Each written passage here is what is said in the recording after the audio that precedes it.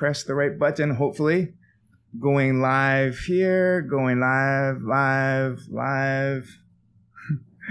I think this is getting pretty live right now, but who knows, right? This is 2021, so we just never know. But aloha kakahiaka. No, it's not even the morning anymore. It's still kind of. But aloha to all of you. Thank you for joining us on this live stream, either live or maybe you're watching the recorded version of this. Whatever it is, welcome. So I am so excited to do these live streams. I'm working with the Workforce Development Council here in Hawaii, and over the last 12 months or so, I've been talking to fascinating people, talking about the future of work, what Hawaii is going to need to have a resilient workforce. And the whole purpose of these live streams is to take all these fascinating people that I've been talking to and get their ideas and share them with you. And so that's what we're here for now. We're on YouTube. We are on like Facebook, LinkedIn, all these different places. I'm going to try and keep track of them, talk and chew gum and move my head at the same time. But it's a fantastic thing, a great opportunity for all of us to get some insight into people who are so knowledgeable and so expert. On this live stream here, we have a fascinating guest. Again, I'm going to share some of that with you. But before I do, let me just talk about some of the future shows that are coming up. I guess it is kind of a show. We have a couple of future shows next week. Wednesday, we have Senator Glenn Wakai on here talking about some of the big needs for Hawaii's economy. People talk about diversification. What do we need to do to have a resilient economy?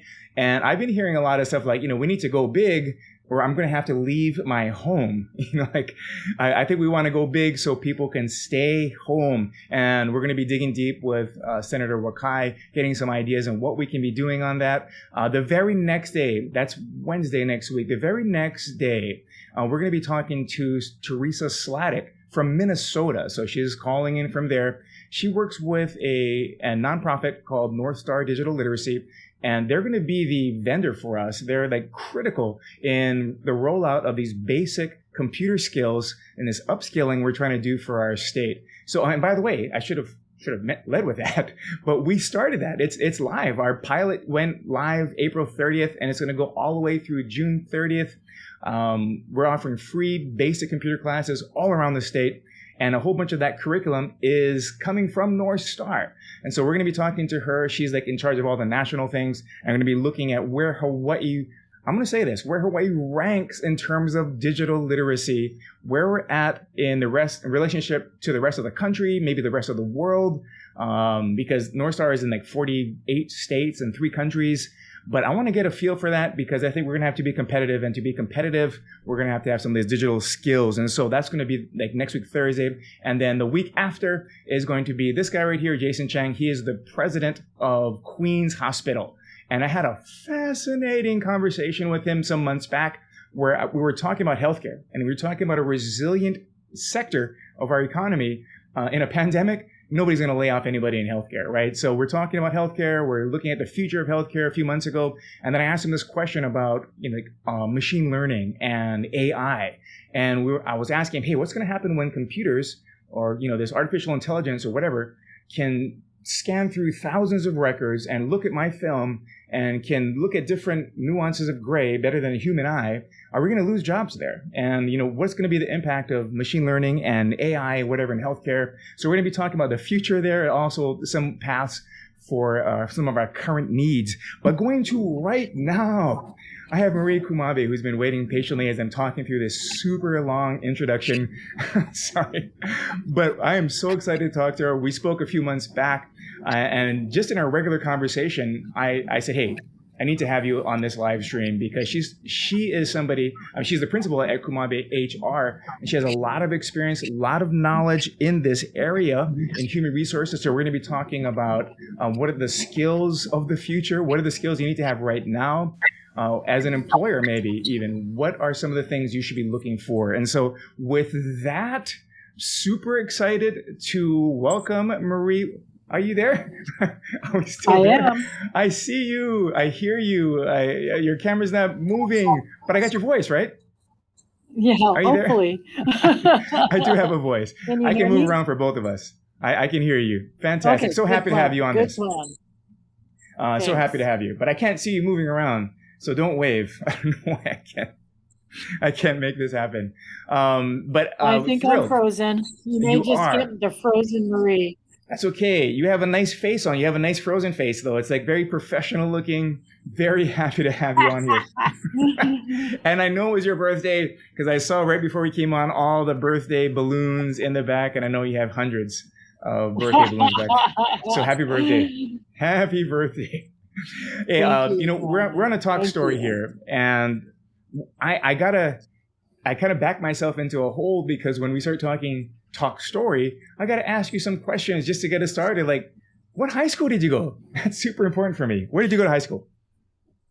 Okay, so I went to high school in Southern California, so Mm-hmm. nobody's going to hear of it. It's No. called St. Matthias. It's very Hmm. similar to Sacred Hearts Academy, an all-girl Catholic high school. So Gotcha. that's kind of the equivalent on island. Who knows? Who knows who's going to be listening to this live stream? We could have some You people never going, "I know. know You that never know. school." When did you come to Hawaii?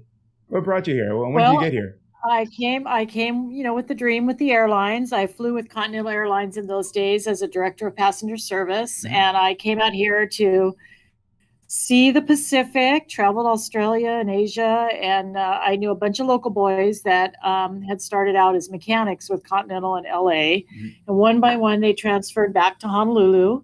And so I figured if I ever got stuck on the freeway, I could call one of them and they would rescue me. So I thought, Right. okay, Hawaii is where I'm going. I ended up marrying one of them. So, Oh, nice. if that was good for him or lucky for me, one of the two. But Both. It was anyway. both. Both. Good for everybody. Excellent. And I know you're in this HR world, and I know some people on your staff. Kara, I used to work with her when Oh, she was working for the state, I think, or city and county. I forgot which one. But City tell and her I said hello. County. Oh, yeah. Oh, she's amazing. Yes, such a small world. Tell me a little bit about what you do at your company, like who you help. I I should know this stuff. I mean, I read through your guys' website, but just give me a little bit of like the main dishes that you serve. What do you guys do? No, thank you. Well, fortunately, I love what I do, and all the folks I get to work with feel the same way. And what that means is we basically help people find hopefully the job of their dreams. And since we spend one third of our life at work in some form or another, we think that's pretty important. And so we're very fortunate. We help everybody from recent college grads to executives, and then we help companies find the right mix of talent to help them be successful. It's kind of like Match.com, only it's for employers and employees. And then the other piece of it is we do human resource consulting. We help companies that are, looking at how to do performance review systems or things that are, HR-esque. Everyone in here has a master's in human resources, so it's our love language / superpower, I guess. I love it. The love language and the superpower. You're mixing all of my favorite things together. Big Avengers fan. Gary Smalley, the author of that book. There So you go. you're talking my language here.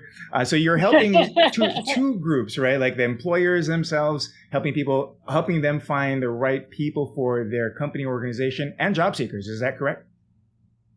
Absolutely. So we're Okay. trying to find that right combination. That makes a lot of sense from me. And we're going to have some employers who are going to be watching this live stream either now or recorded. The WDC, the Workforce Development Council, is largely made up of a board, 41 people, who the majority of them are in the private sector. So they're private employers in construction, healthcare. Jason Chang, who is going to be on this stream in a couple of weeks, is on our board. So we have a lot of employers. What kind of changes are you seeing now? I know COVID-19, the pandemic, and maybe that's at the top of your mind, but what kind of changes are you seeing in how employers are hiring or looking for people? Any big trends that you're noticing? Well, great question. And so, as a matter of fact, COVID has changed. Everyone's been very focused on the kind of the emergent part of it, health, everyone's health, et cetera. But now we're starting to settle into kind of the new world or the new reality, and a lot of that has to do with the work environment. And so clearly, with regards to going forward, I mean, I think I read somewhere something like it would have taken 40 years to do what many organizations did in a few weeks, which was to get their workforce remote. And so, based on that, as we are looking at going back to the old reality, there's going to be a whole transition about that. So things like, if you want to be an employer of choice, in other words, if you want to get the great candidates, you may not be able to go back to a very traditional Monday through Friday, 8 to 5, everybody in the office all the time work environment to be able to still attract, the people that are the best of the best. And it's going to become kind of a just like your salary and your benefits are part of the total rewards. It's going to be the flexibility of the schedule. I mean, I remember back in my day, a flexible schedule, and we thought this was it, was a company that kind of worked 8 to 5 but had flex hours where you had to be there between 9 and 3, so you could work 9 to 6 or. And we thought, whoa, we are progressive, but now edge. That's all, that's not even in the ballpark anymore. And so I think that's probably one of the most significant changes, as far as, the future of work. And then, of course, as, the social side of it is, of course, the diversity issues that we've all been, watching while we've been trapped at home, all the interplay. And we always think we're a little bit protected in Hawaii. But I know that many organizations are making sure that they're at the top of mind. And like, for instance, when they're doing executive recruiting for their new leadership, that's one of the things they're really looking, for us to make sure we're providing diverse options in the executive level, not just women, but minorities, and to make sure that that's going to reflect in their leadership going forward. So I think that's another silver lining of COVID. Yeah, fantastic. Big, huge changes that, we talk about this digital evolution. Now we're in this revolution, years and years of things happening right now.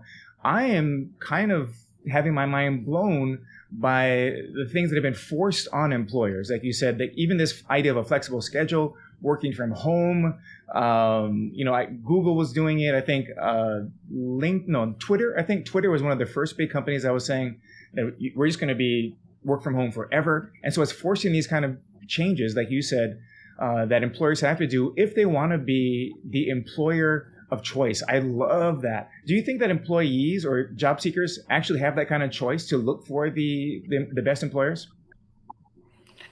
Absolutely. I mean, I think your career is really a plan. I mean, to do it well, you take advantage of, you have a plan, and then you kind of take advantage of what comes your way, opportunities. So I think that makes the best, the best process for being, over your career. And I think that, and it's not even, we always think about, I always go back to, like you were mentioning, in technology, clearly people can work independently, but how do you even do that for individuals in hospitality, et cetera? And obviously there, you still need to have real people involved, in some of those processes, but then could be one day a week where a manager is, working from home to do all of their paperwork or processing or strategic planning, and then the rest of the days in the hotel. So I think there's going to be a lot of ways, that we all have to figure out how to do this, and magnify it out to kind of many roles versus the obvious. Yeah, and there's going to be different skills then, right? Even this idea of us getting onto a live stream, this is new for me. And before COVID-19, before 2020, I mean, I've heard of Zoom, but who does 50 Zoom meetings a week, So there's different skills involved, right? What kind of things, what sort of skills are you seeing surface that maybe have been around but not as highlighted as a need as it is right now? Any of those? Well, I would tell you that clearly you have a better technology orientation than I do. I am frozen in time, for lack of a better word, as I'm just frozen here for you. But I am literally frozen in time. But I think obviously, clearly, every area has just magnified in their use of technology. And I'll just give you my little world of HR, like you talked about. There's Zoom recruiting. If I would have asked you, 5 years ago, would you ever hire someone that you didn't meet in person? Most people would say, absolutely not, especially in Hawaii, right? But that is so different now. I'm seeing UH hiring professors that never come in person, and same thing with all the organizations. And so, is that the best way? Well, it's the new way. And so we have to take that and say, how can we augment really getting a flavor for the person's personality and all the things that we used to rely to do in person. So it's really just embracing the technology and then modifying it to make it to get the best of the old world to add it to the great things about the new world. So for instance, recruiting budgets, where we would spend a fortune on airfare and hotel stays and all the things that go with it to bring a candidate or a number of candidates out. We don't have to do that anymore, or the organization doesn't. So it really makes a difference in the process. Yeah, super. This whole thing where we wouldn't have expected it. Like you said, hiring somebody without ever meeting them face to face, that's obviously creating different systems for employers, but also for job seekers too, right? You have to change things. You have to adjust things. There's some new skills, I even talking to a camera is just a weird thing. Do you have people who struggle with that or just naturally going to it? Or, like in terms of job seekers, or is there anything going on with that? Well, so one of my pet peeves in the new world is what I call backgrounds, right? So I've seen, people, everything from dating to job searching, where you're like, oh, Lord, that person's like sitting on their bed. That's weird, swipe or whatever. And so people are very judgy of your background. And so it's particularly more critical, especially when you're trying to, put together a professional image, so to speak. So one tip for your listeners, which I'm sure you already know about, I learned this from my kind of technology guru friend, no independent thought here, but something called unsplash.com. And they just have a lot of different free Zoom backgrounds that are professional or that can help you, figure out what kind of image you want to portray. So I really, really recommend those. And, they're all over the internet. You can just Google free Zoom backgrounds. But I think those are like just as important as in the old days, that, profile picture that was the more business picture. You look great, Colin. Your nice, aloha shirt, and your background is very professional. And yours is a real background, or is it a Zoom background? A little shout out to my wife on this. My wife put this whole, she painted it, put our picture up over here. So that's a real background, that's all my great. wife. And that's what you can do. You can take a picture of that and sell it as a Zoom background. That's right. It's perfect. It accents, everybody well. Yeah. But I think that people have to think as much about that as they do about, when we used to just worry about what our resume looked like, right? You really have to, put some thought into your professional digital profile.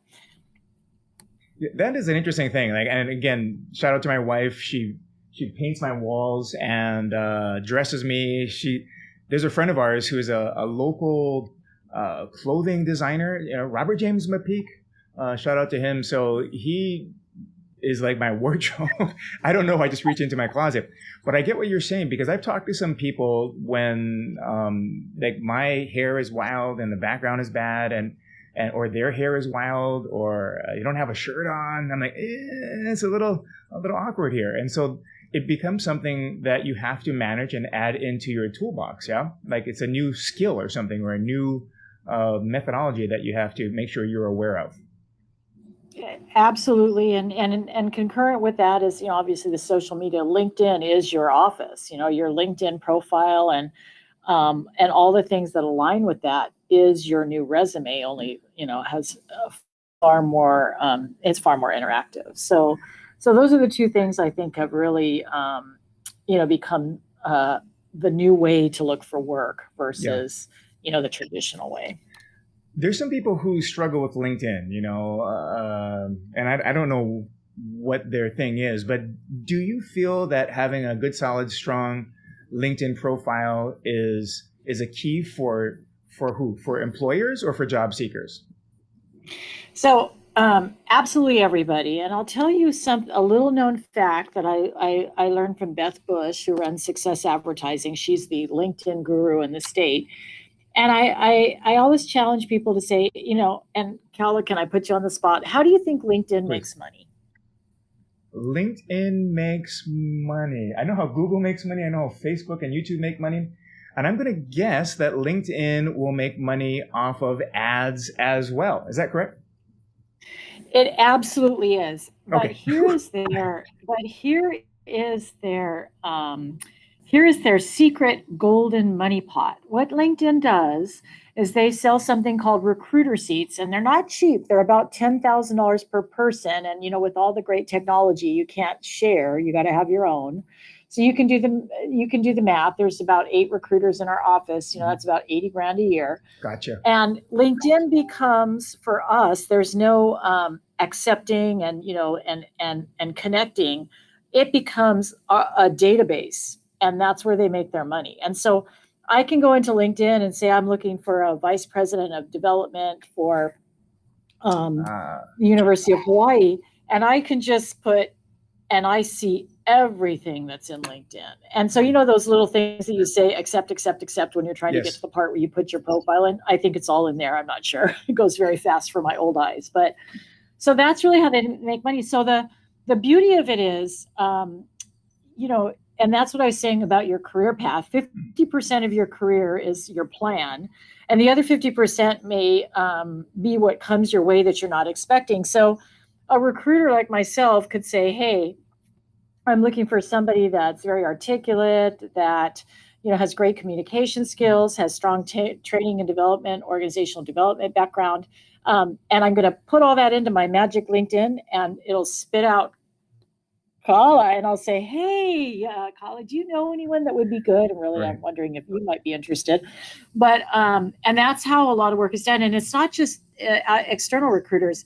All the large companies, your Bank of Hawaii, your Hawaii, they all have licensing, and so it's a great tool on both ends for again finding that match of candidates and companies that are going to be a good fit.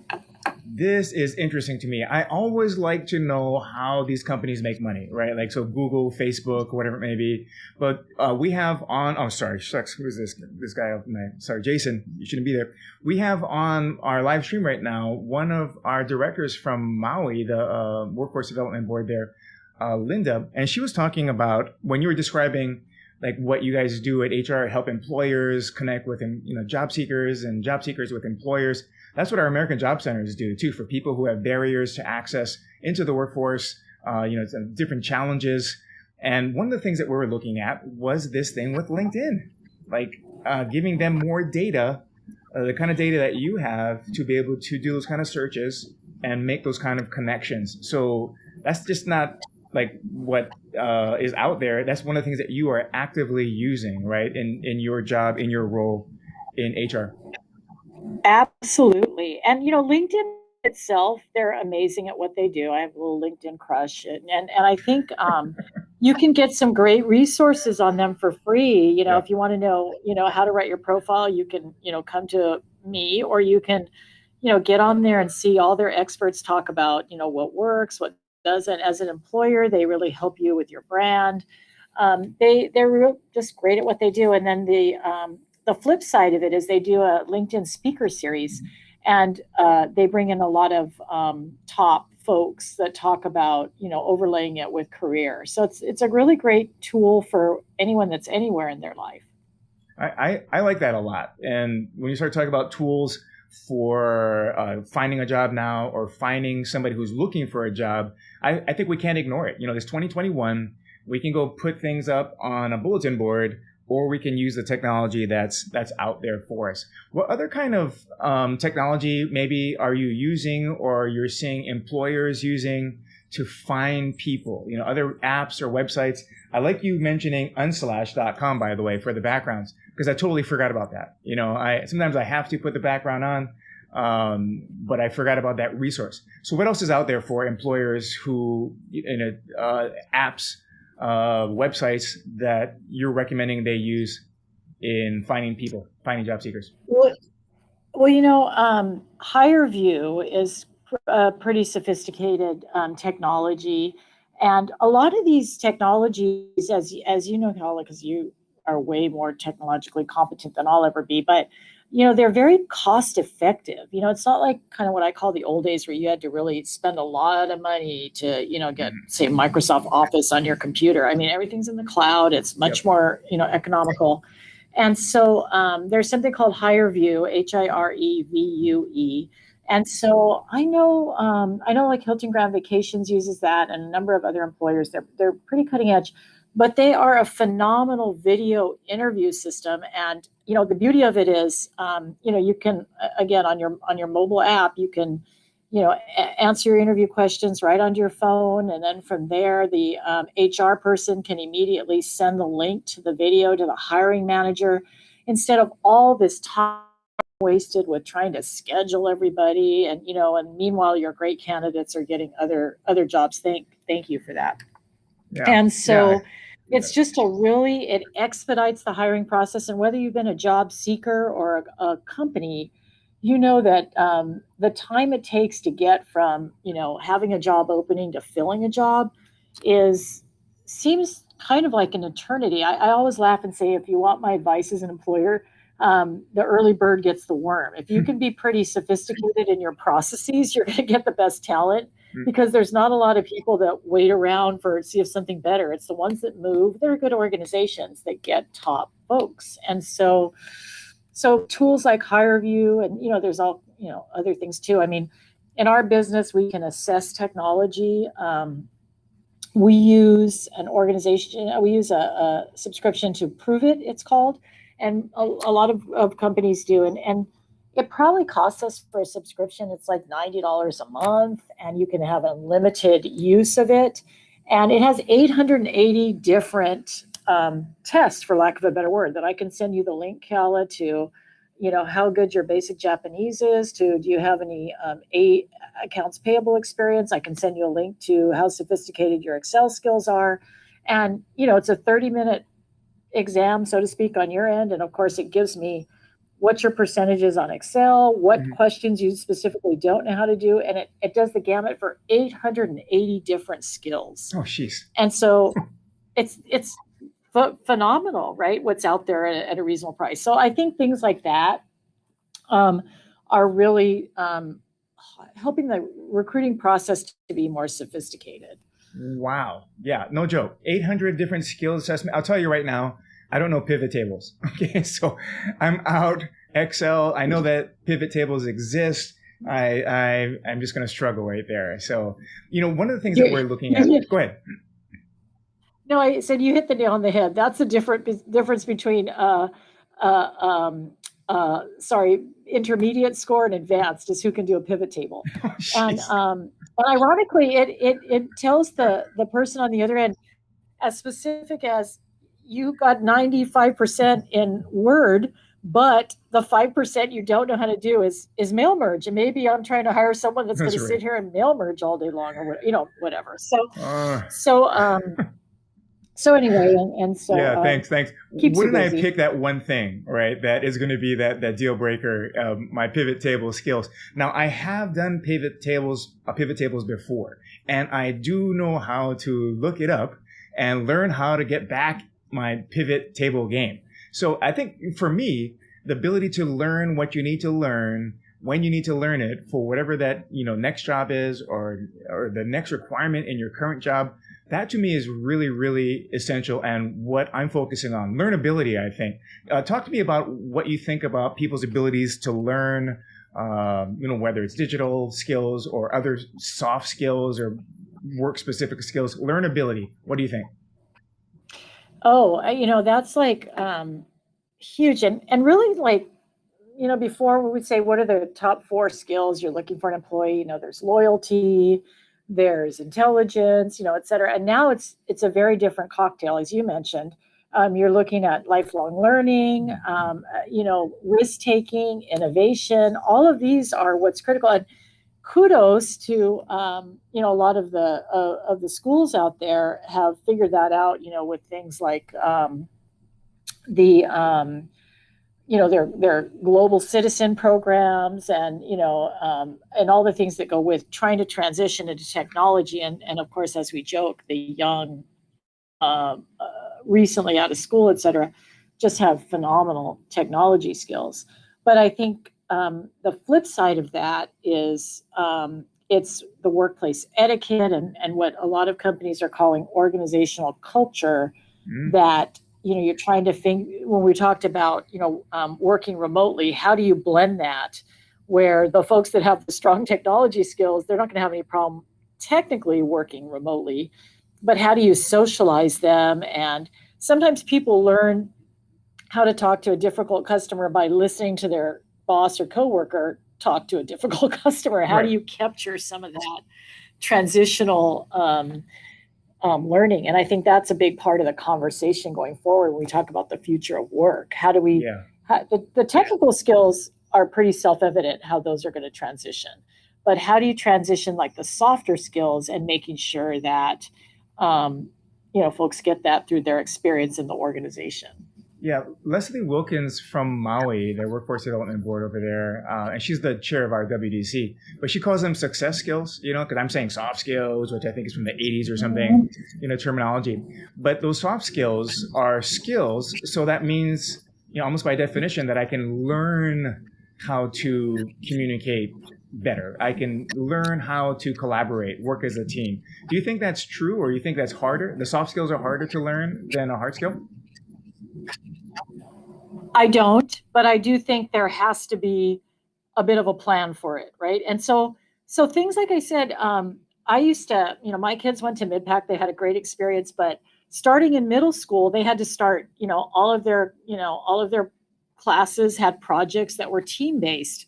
And of course, I was complaining because as a working mom, I was like, their friends are all over the island, right? They're not geographical like you would have in a different school. And so I would always make irritated because my kids, their partners for their projects were in Mililani, or Wahiwa or Kailua.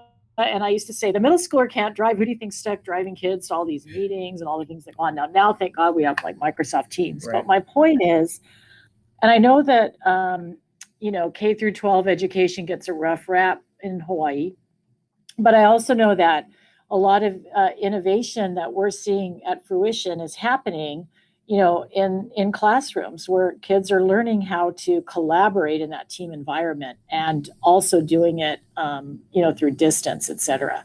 And so those are kind of foundational as they move on in their career. It's different. They're still getting skill sets, but it's just how do we make sure that, they have that good mix. Yeah, when you start talking about skill sets and we talk about young people, and I think there's always this assumption that young people are just automatically, more technically or digitally literate. And there's also that kind of stereotype where some of our kids or young people are so much in the digital world or the technology world that they're always looking down at their phone, that they have a problem or a challenge interacting with, that organizational culture that you described earlier. Do you see that as something that's real, or is it something like, I don't know, like some fabrication that people are making up, or what's going on with that? I do think it's real, and I equate it to, if someone learns a language through complete immersion, they learn to think in two languages. People that are, um, Right. fully bilingual, they say that if I look at the color blue, and and I'm learning French when I'm a junior in high school or in college, if I look at the color blue, I say, oh, it's blue, and in French it's bleu, the color bleu, right? And so I think in one language, and then I translate it to another language, right? And it makes me slower and not as articulate as someone who has that native bilingual fluency. And so I think it's the same with technology, in that when I learn technology, I have to put it in a frame of reference and then translate it. And it's just not as fluid as someone Mhm. that just learns it from inception. Um, but to your point about, ironically, as we saw in COVID, I mean, we probably all thought, the teenagers that were in school were going to love distance learning, and Yes. they were never going back. They hate it. And it's not because the teachers are doing a bad job, but they're such social creatures. I mean, Right. that's in the development piece where they're, learning independence, they're pushing boundaries, and they need their peeps around them to debrief about life.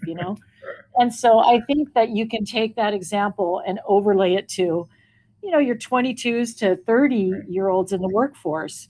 They need that sounding board or that frame of reference. And so again, it's how do we do that? And it's probably going to be that modified schedule, kind of Yeah. 2 days in, 3 days out, or vice versa. I like that. I like that idea. I also like you kind of using the analogy or that metaphor of learning a language. Some of the young people are coming up as, I guess people are calling them digital natives. They're in there from birth. Here's a tablet in your crib, and it's normal, it's natural. And then for some others of us, we're learning computerese as a third or second or fourth language or whatever it may be. And so we're struggling with that. And when we start talking about skills, I think one of the things that is a challenge for people who are a little bit older are these digital skills, right? These computer skills. And I did hear, and it's not because, we're all getting older here, but I heard that the older you get, like for each year, there's like some small percent, 2% or something of it just takes you longer to translate data or information that you see on a screen into your brain and into your understanding. So as we get older, it gets harder to deal with digital information. But how do you find the older job seeker right now who may not have the best skills digitally? How do you train them? Where are they going for training? Well, I mean, there's the Genius Bar, which every time I walk by Apple, they've got a line of It's all true. demographics. So thank God for Apple. They're Yep. in the crunches. And although you're very modest, but you do amazing things, in our community, really helping people get comfortable.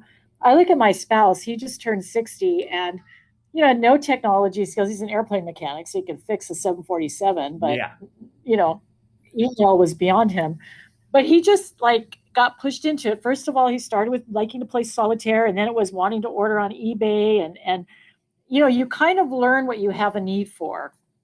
In the pandemic, there was a lot of folks that were particularly at risk that learned how to order their stuff from Target or Whole Foods or Safeway or whatever it was. And it wouldn't have been something they might have just said, I'll just go to Safeways. But when at the end of it, they picked up all these skill sets, and as they string them together, they become more and more digitally competent. Will some people ever be digital natives?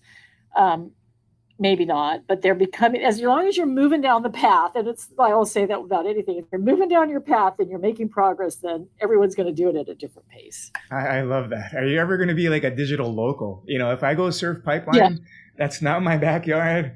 So I sit way in the channel and I don't get any waves, unless I go with a pipeline local who will say, go Kaala. And even on the big waves, and then I'm in trouble because now I have to go. But I get that metaphor and I get that analogy. For Peer people pressure. who, yeah, it is. It really is. But it does force us, like you said, to do things that maybe we wouldn't be comfortable doing, right? When they go, yeah, go. Or when COVID-19 says, you need to schedule telehealth appointments now, or you need to learn how to use Zoom. We're just forced into this, kind of pushed off the ledge here to learn. And, I was talking to one of the guys who come into our basic computer class that we had at Salt Lake Library last month. He was saying his wife signed him up for the class. And he was like an AC repair guy, always in the field. But he had very, very limited, very low computer skills. He recognized it, and he came to the class. Well, he came to the class that his wife signed him up for and pushed him into it. But I think a lot of people are feeling that pressure now to upskill, I think, and to get these computer skills that they may not have needed in the past, right? Does that feel good? Does that feel like a nice thing to say? A right thing to say? No, you're absolutely right. And we look at COVID, where everyone's had time on their hands one way or another. I have a group that's, my program, the Executive Masters in HR at the University of Hawaii, Scheidler. I have 44 students that are getting their masters in HR, and at the end of the day, it's been rough. They usually like to get together. They haven't been able to. It's been all Zoom. You can imagine 45 people on Zoom, how fun that was. But you know what? At the end of the day, in December, when everybody is trying to start traveling again and having a wedding in person and all the things that go with it, these guys got a master's degree. Mm-hmm. And so there's so many resources out there. Your program is great for people that are just taking the toe in the pond, to get more digitally comfortable, all the way to, they have now those MOOC courses, which are the, massive open online courses that are yes. free from places like Harvard, where you can learn about anything, your interest or your passion. And so it's, what are we doing with our time? Are we moving down the path, some slower or quicker, or are we just shuttling down and saying, oh, if I wait long enough, I'll be retired and I won't have to figure any of it out, Oh my goodness. You're right. I am the choir that you are preaching to. This is the best time to upskill, right? When we have all this time, I'm in my bubble, and it's a nice bubble. Thanks, my wife again. But this is the time, and I was so sad and a little bit downtrodden when I hear from our American Job Centers are saying, we have all of these free resources. We're trying to help people retrain. And they're saying, no, we're super comfortable right here at home on the couch. The unemployment, it was hard to motivate people to think, past, the UI, past when they're getting thousands of dollars a month without a job. How do we motivate people to say there's fantastic opportunities to learn, to upskill, to grow, to change your occupational trajectory? What is the motivation secrets?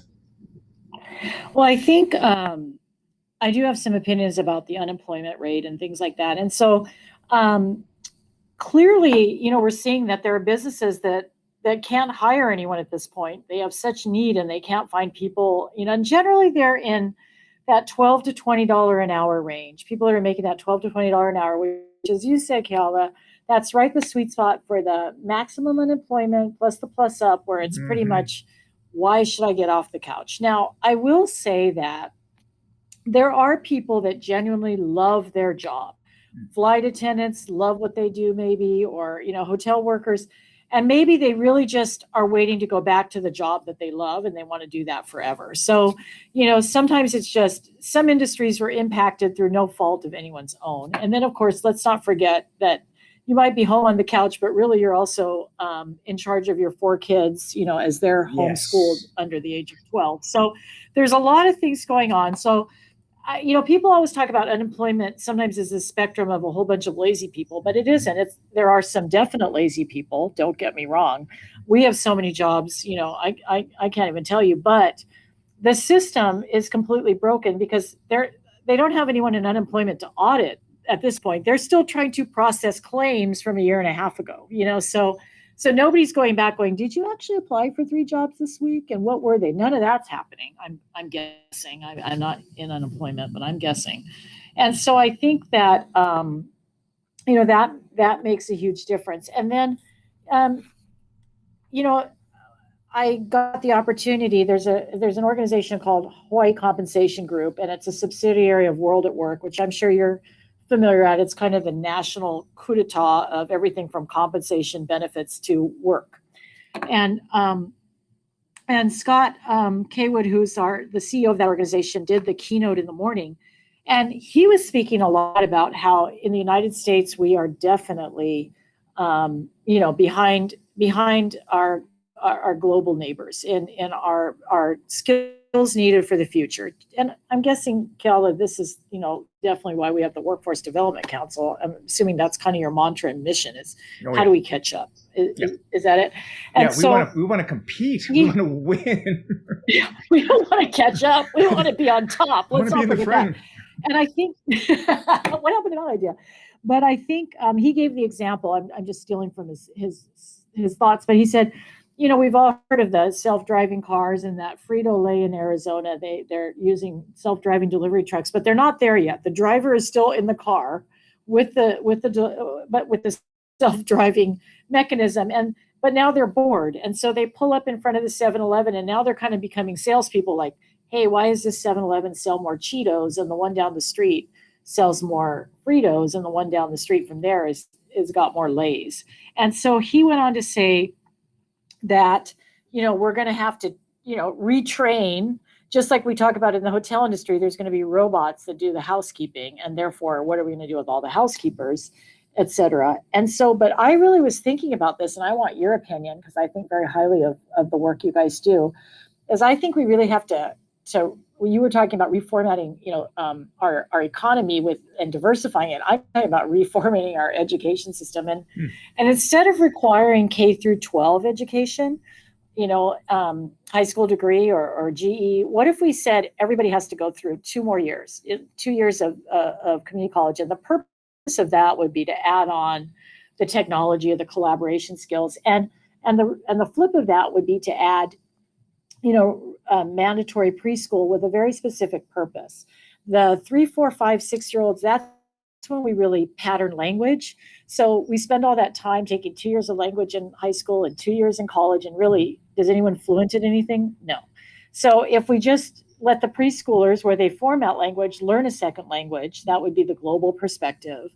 And then we add the technology piece, where we had language later, and then the plus 2 years. I think something like that would really transition, the skill set. But yes. I am just thinking, and you guys, this is what you're doing through future, through the Workforce Development Council. What do you think?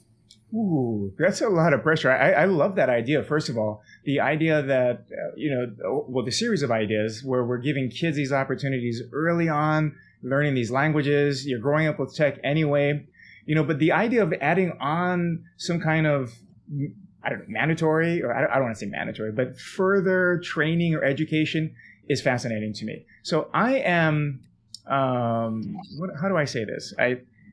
I'm thinking that the way that we educate and train people is going to drastically change. Like, the really, really big colleges are going to get bigger. The MOOCs, the massive online open courses that you talked about, Coursera directly goes to these universities and brings their best teachers, their best educators, and puts them onto an online platform.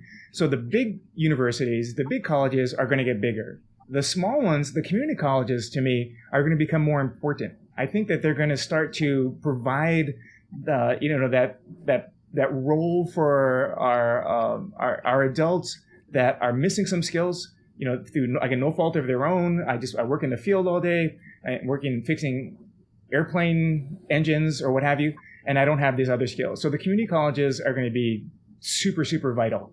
But like the middle level colleges, I think are going to be kind of languishing. And who knows where that's going to happen, where that's going to go 5 years from now.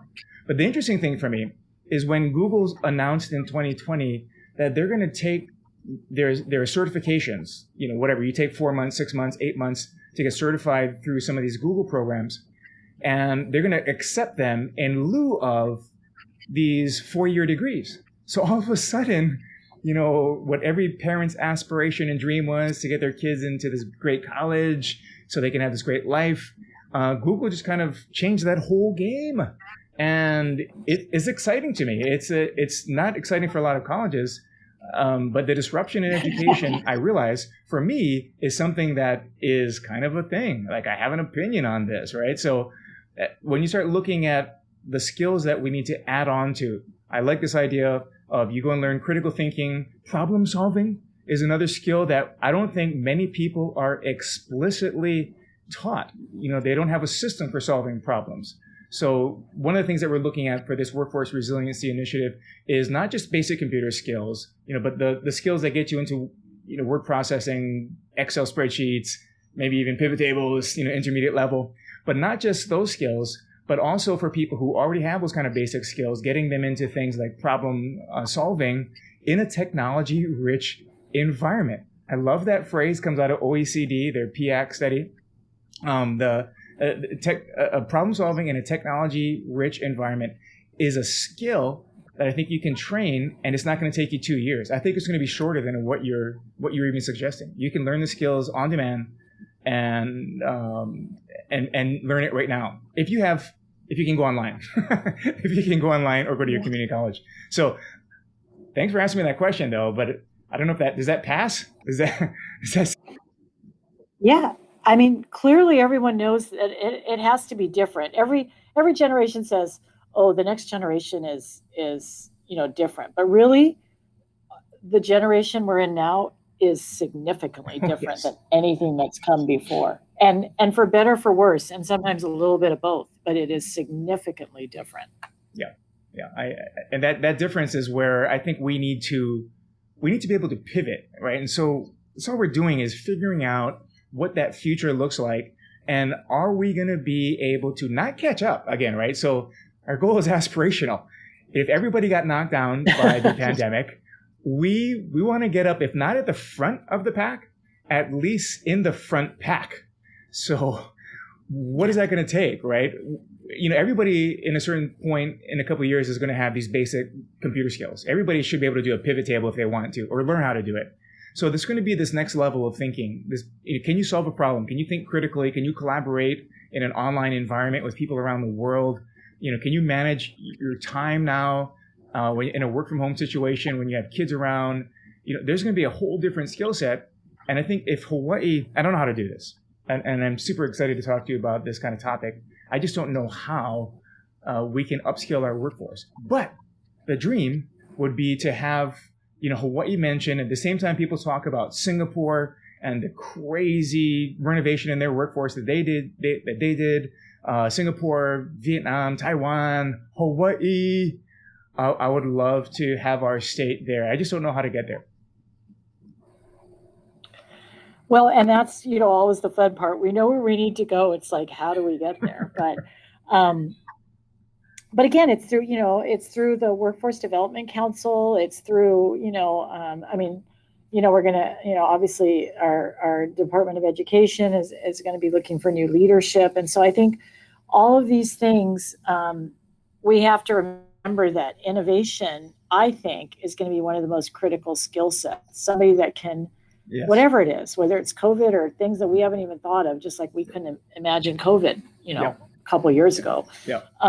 How do we find people that, and it's to your point about the problem solving skills.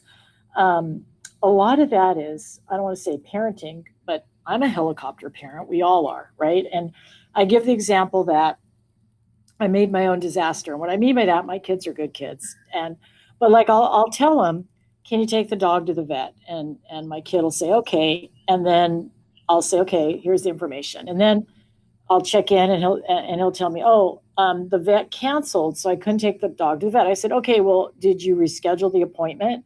And he looks at me like, oh no, like that's for me to do, right? And so My point is, it's like in small or large ways, when kids hit a wall, they look to their boss or their parent, right, to fix it, even though they're smart and but it's just kind of, the good news is we all have really great relationships with our children via helicopter parenting. The bad news is, you got to kick them out of the nest, right? Yes. And so I think it's not even just the educational side, although they can teach. It's all of us, in society, parenting too. We have to look at like, what are we doing? Yeah, you made me flash back to one of my regrets as a parent. Our youngest son right now is at UH West Oahu.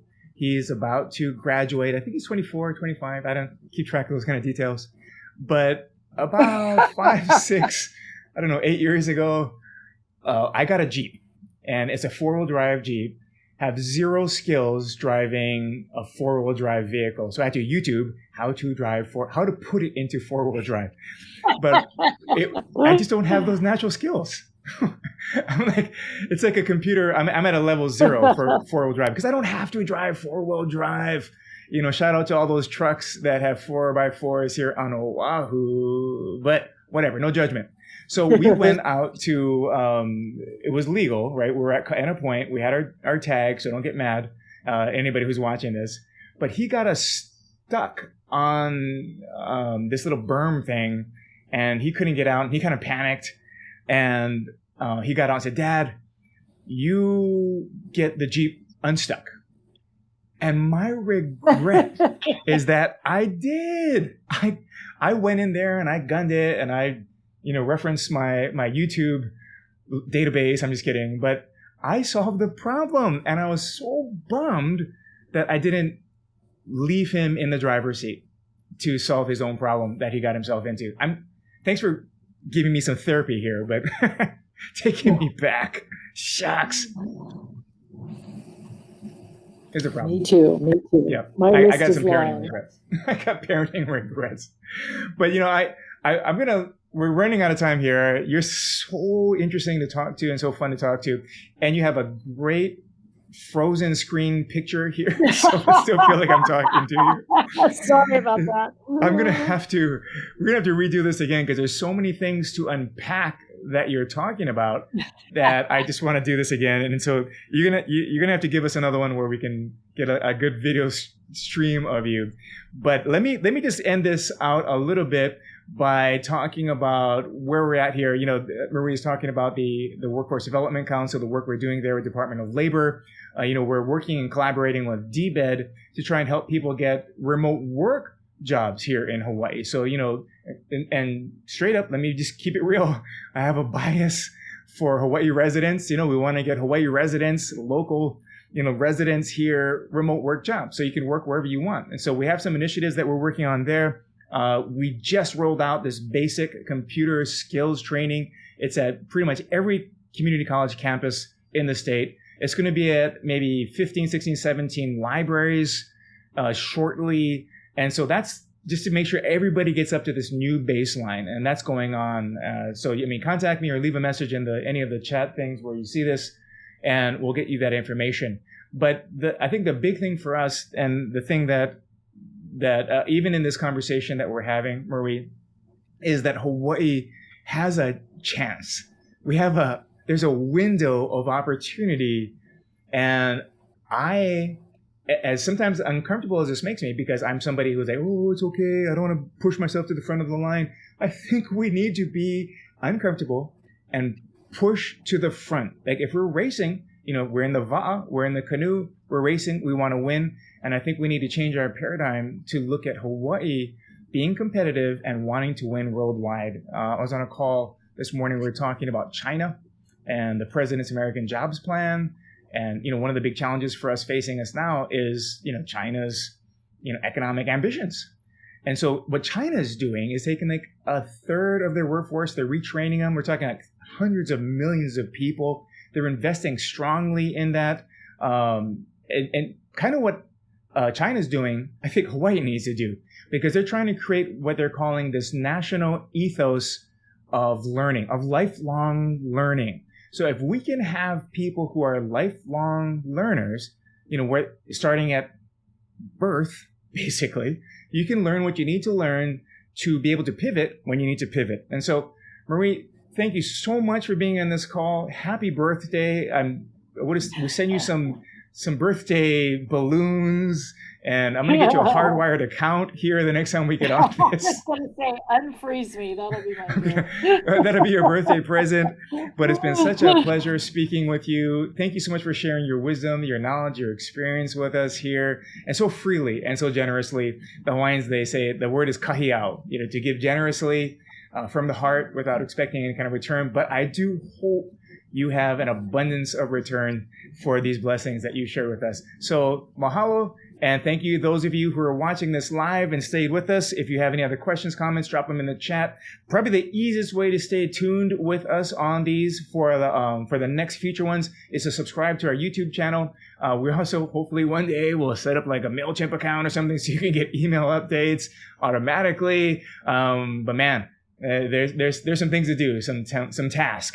So other than that, hui ho, malama pono, take care. We are out. I'm going to end this live stream.